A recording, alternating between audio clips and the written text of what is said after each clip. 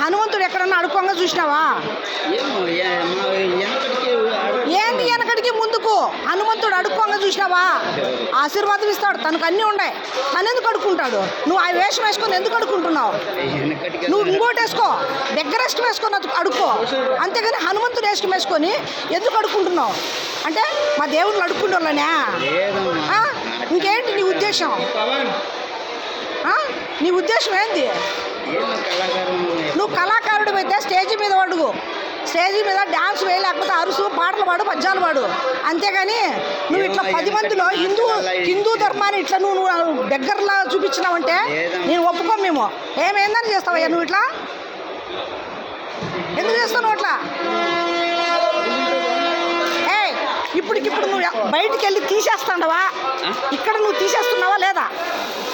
నిన్ను పోనీట్లేదులే, police station తీసుకెళ్తాను నేను. నిజం,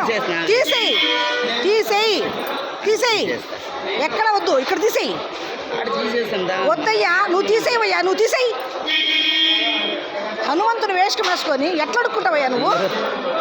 ఏంటది?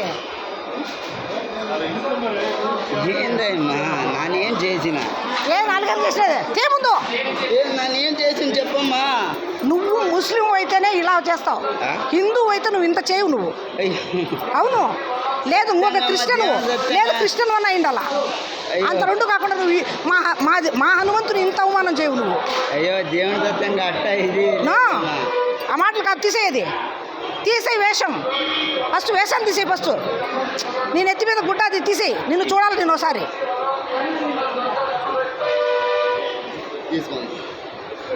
తీసేయి, మాలలు తీసేయి, మాలలు తీసేయి. చెప్పు నాకు, ఇంకెప్పుడు ఈ వేషం వేయనని చెప్పు. వృత్తి ఏంటి? వృత్తి నీకు రాసిచ్చినామా? మేమేమన్నా మా హిందూ ధర్మంలో దేవతల వేసుకొని అడుగుదనమని చెప్పేసి మేము చెప్పినామా? ఇట్లాంటి పని ఇంకోసారి చేస్తే ఆ వేషంలో కొట్టలేకపోయినా ఇప్పుడు కొడతా నిన్ను, చూసుకో. ఇంకొకసారి నువ్వు ఈ పని చేసినావంటే ఇప్పుడే కానీ తిరుగుతూ ఉంటాను నేను ఇక్కడంతా. స్టాప్ క్రైమ్ ఆల్ ఇండియా డైరెక్టర్గా పనిచేస్తున్నా. చర్మం తీసేస్తా ఇంకోసారి. కానీ ఇలా రూపము ఏదైనా వృత్తి, ఇలా ఆంజనేయ స్వామి కానీ, రాముడు కానీ, సీత కానీ నువ్వే వేసుకున్నా ఎక్కడ కనపడినా మా హిందూ దేవుని వేషంలో నువ్వు కనపడి అడుక్కున్నావంటే తాట తీసేస్తా. ఓకే, నువ్వు హిందువు అయితే ఆ పని చేయనే చేయవు.